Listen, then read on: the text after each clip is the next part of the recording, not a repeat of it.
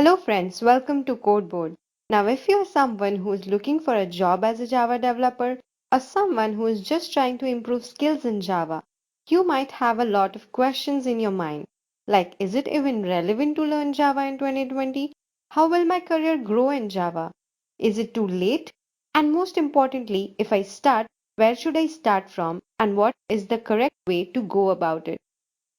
Now, if you're looking for answers to these questions, you have arrived at a right place, as I'm going to help you get some clarity on a path that can be of great help in your career growth as a Java developer. So let's quickly take a look at the agenda of this video. In this video, we will cover questions like why should I learn Java, scope of learning Java and the benefits, one of the learning paths to achieve your goal. So the big question is, with so many technologies, frameworks, languages that are trending these days, should you still opt for Java? The clear answer to this is yes. And there are multiple reasons as to why I say this. The first reason is that the market is huge for any level, be it fresher or intermediate. There are a lot of job opportunities for Java developers. Secondly, there are a lot of resources and experienced people in Java as compared to other languages or frameworks. So obviously, at the beginning, you don't want to get stuck anywhere. And if you do, these resources are going to help you out in your learning process. And third most important reason is that many other languages and frameworks are based on Java. So once you learn Java, learning other things like Spring Framework, Kotlin language, etc. is going to be like a cakewalk for you.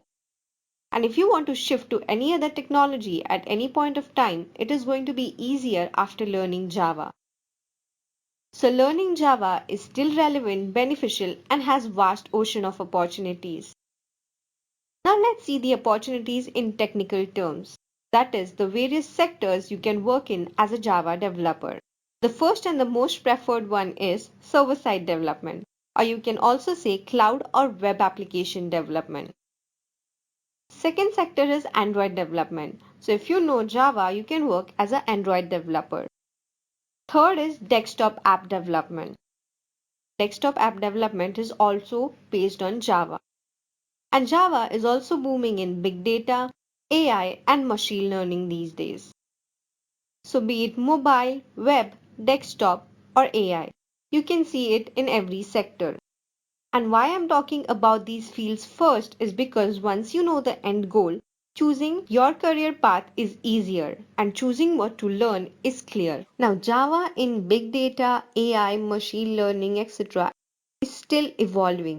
And as a beginner, you might not want to go there.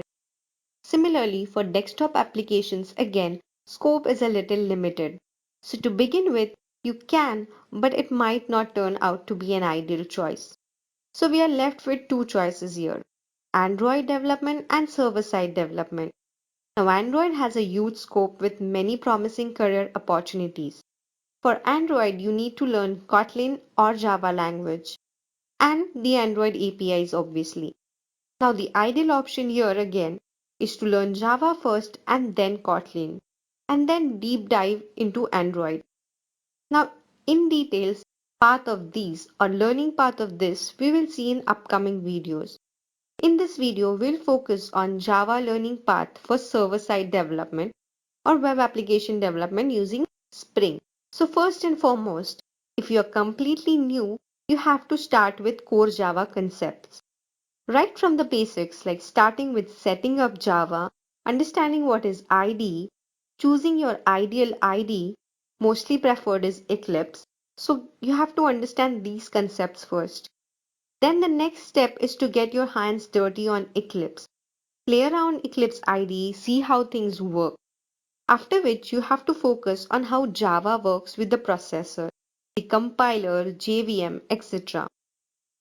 Once you know this part, start understanding the syntax. Syntax means the building blocks of any programming language, such as data types, variables, operators, etc.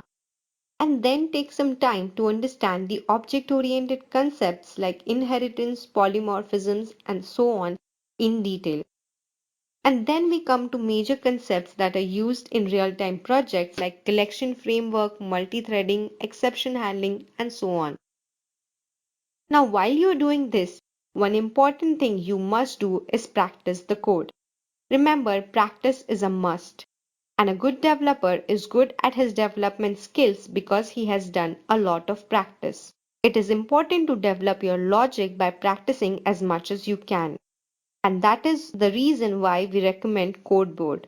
Because we not only teach concepts but also have a lot of videos on practice problems, interview questions, and in upcoming time, we'll have videos on real-time projects as well. Okay, so moving on.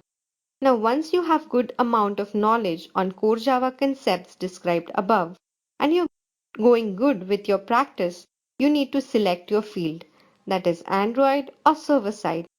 In this video, we'll focus on what should be your next step if you choose server-side development, that is the web world or backend development. Now for server-side, you need to move from core Java to Java EE, that is Enterprise Edition. For that, you need to understand and start learning Servlet JSP. Servlets are used to create the web applications and they are responsible for taking requests and giving dynamic response. When you will learn about servlets, you will learn how HTTP requests are handled, the role of web containers, Tomcat, etc. But only when you are comfortable enough with core Java, move to Servlet JSP. Now you might not use servlets into development directly, but you need to understand these concepts to know how Java works on the server side. After servlets JSP, you will be moving to frameworks. Frameworks that are used by big companies to develop web applications. Now again, there are many frameworks available, but the most popular ones are Spring Framework and Struts. In this video, we'll focus on Spring, and later on, we'll have video on Struts as well. Now, if you start with Spring, obviously you need to start with the basics of Spring Framework first, after which you will move to Spring MVC. And the next comes ORM. Why ORM? Because it is object relational mapping, a technology used to get results from database. So you need to know how to query database and how to use ORM like Hibernate to connect with the database. Now you might think why use so many things like Spring Framework, Spring MVC both. You might not use all, but it is important to understand as they have evolved from one another to make your job easier. So, if you have more knowledge on preceding technologies, further learning gets interesting and easier. Nowadays, Spring Boot has taken over Spring Framework and Spring MVC. So, you need to understand the concepts of Spring Framework and MVC and practice more on Spring Boot and development of REST APIs on Spring Boot using the microservice architecture. Because as a beginner, you might get placed into a project built on microservices architecture. And slowly you will learn all these technologies once you start coding. But as you have seen, Java is the backbone, so start with Java. But wait, your job is not just developing the code and building the applications. To handle more complex applications, you need to get introduced to some more things that help you ease your application development. Things like design patterns, which are used to handle the complex applications. Then you need to understand the version control, that is Git. Now you must have heard a lot about Git. So you need to understand how push and pull works, what are the branches and how they are managed, etc. You will also need to practice on databases. So you need to learn the database languages and how to query the database. As a developer, you also need to do unit testing. So usually JUnit and Mockito are used for unit testings. Unit testing is like testing the units of code, and it is the developer's job to do that. So you need to understand unit testing as well. Next, you will get introduced to build tools like Maven and Gradle in the process of learning Spring. But you need to put in some extra efforts to understand the CI/CD process, which automates the build process, that is, which automates the deployment to production. So if you plan properly on these things, you are going to be a successful server-side developer. Now, while you are in this process, you're going to get job as a fresher, most probably only based on your core Java skills. They are not going to expect everything from you at once. But even after you have started working, learning and practicing is important because entering in the development is easy, but surviving happily needs continuous learning and updation of your skills. So let's revise once how we are going to go about the server-side development. First, focus on core Java skills and improve your logic building by practicing as much on the concepts that you are learning in core Java. After core Java, focus on servlets JSP and understand how they work. Then introduce yourself to Git, how push and pull works, how branches work. It will hardly take a few days. Then spend some time on build tools like Maven and Gradle. Once you're okay with that, move to Spring Framework. Understand the Spring Framework and Spring MVC. And spend some time on understanding the design patterns also. Once you're okay with these concepts, move to database languages. Understand how to query, how join works, and how you can achieve the same thing using ORM or Hibernate. Practice as much as on Hibernate and querying the database. And then come to the main part, that is Spring Boot. Develop REST APIs in Spring Boot using the microservice architecture. Understand how projects communicate in the microservice architecture and how the whole process works. And then finally, you can focus on CI/CD process and how the deployment works. So this is going to be your learning path.